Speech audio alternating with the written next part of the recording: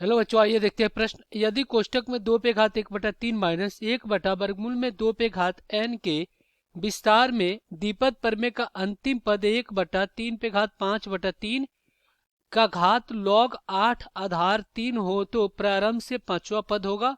विकल्प ए दिया गया 210, बी दिया गया 420, सी दिया गया 105 और डी दिया गया इनमें से कोई नहीं।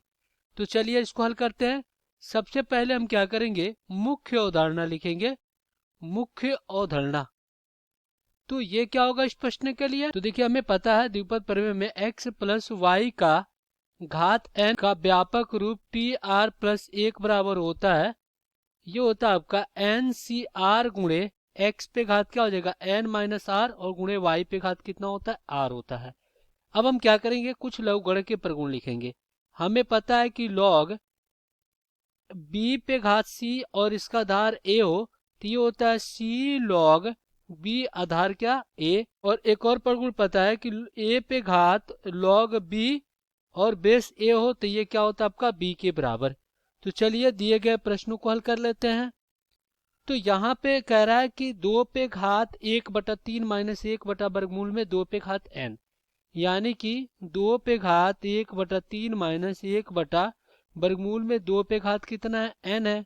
तो इसको हम क्या लिख सकते हैं, 2 पे घात 1/3 माइनस ये हो जाएगा अपना 2 पे घात माइनस 1/2 और इस पे घात कितना हो जाएगा n।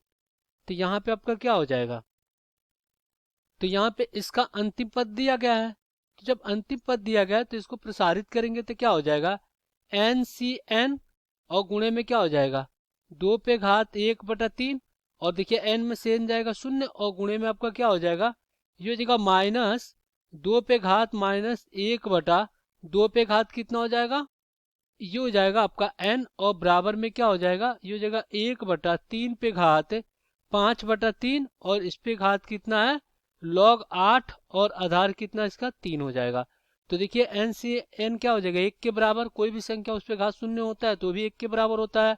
तो ये हो जाएगा माइनस 1 पे घात कितना n और बटा में 2 पे घात कितना हो जाएगा n और बटा में 2 बराबर में यहाँ पे क्या हो जाएगा 3 पे घात माइनस 5 और बटा में 3 और गुणे में आपका क्या हो जाएगा log और 2 पे घात कितना 3 और इसका आधार कितना हो जाएगा 3 हो जाएगा।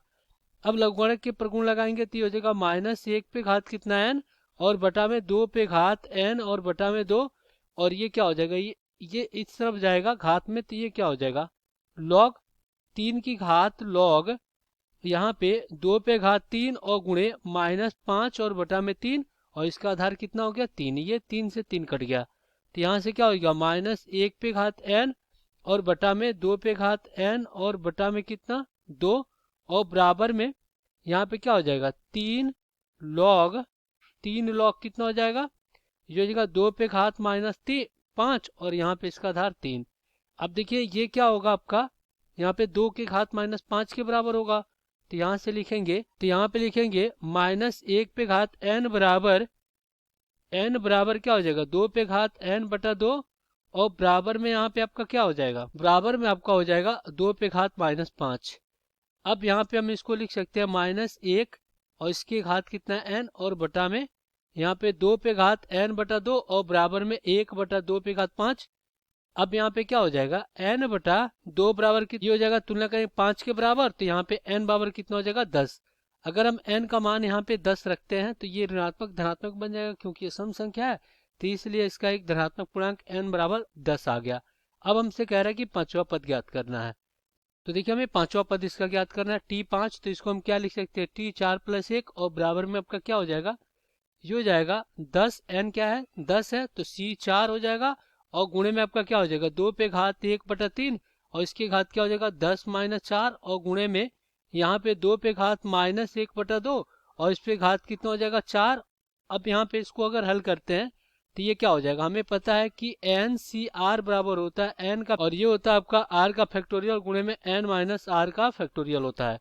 तो यहाँ से आपका क्या हो जाएगा 10 का फैक्टोरियल बटा में 4 का फैक्टोरियल और कोष्ट में क्या हो जाएगा 10 - 4 का फैक्टोरियल हो जाएगा और गुणे में यहाँ पे क्या हो जाएगा 2 पे घात 1/3 और गुणे में 6 हो जाएगा और पुनः यहाँ पे गुणे में क्या हो जाएगा 1/2 पे घात 1/2 और यहाँ पे गुणे में आपका क्या है, गुणे में आपका 4 है। एक पे घात 4 एक ही बराबर होगा, तो यहाँ पे गुणे में आपका 4 हो गया। तो ये हो गया 2 दूना का 4 कट गया, यहाँ से 3 दूना 6 कट गया। अब यहाँ पे 10 के फैक्टोरियल क्या लिख सकते हैं, 10 और गुणे में 9 और गुणे में 8 और गुणे में कितना 7 और गुणे में यहाँ पे 6 का फैक्टोरियल, और बटा में यहाँ पे 4 को क्या करते हैं, यहाँ पे 4 गुणे 3 गुणे 2 और गुणे 1 और गुणे में यहाँ पे 6 का फैक्टोरियल, और फिर यहाँ पे गुणे में क्या हो जाएगा, 2 का घात 2 कितना हो जाएगा, 4 के बराबर हो जाएगा। और यहाँ पे गुणे में क्या हो जाएगा, 1 बटा ये 4 हो जाएगा, 2 की घात 2 1 बटा 4। तो यहाँ से आपका क्या हो गया, ये 4 से 4 कट गया, यहाँ से 6 के फैक्टोरियल से 6 का फैक्टोरियल कट गया। इधर अपना क्या हो गया, इधर हम इसको काटते हैं, तो 4 दूना कितना हो गया, 8 हो गया, और ये 2 से 2 कट गया। अब यहाँ पे 3 बचा, तो ये हो गया 3 त्रिका 9। तो यहाँ पे आपका क्या हो गया, 10 गुणे 3 और गुणे में कितना 7। तो यहाँ पे 30 30 7 त्रिका 21 यानी 210।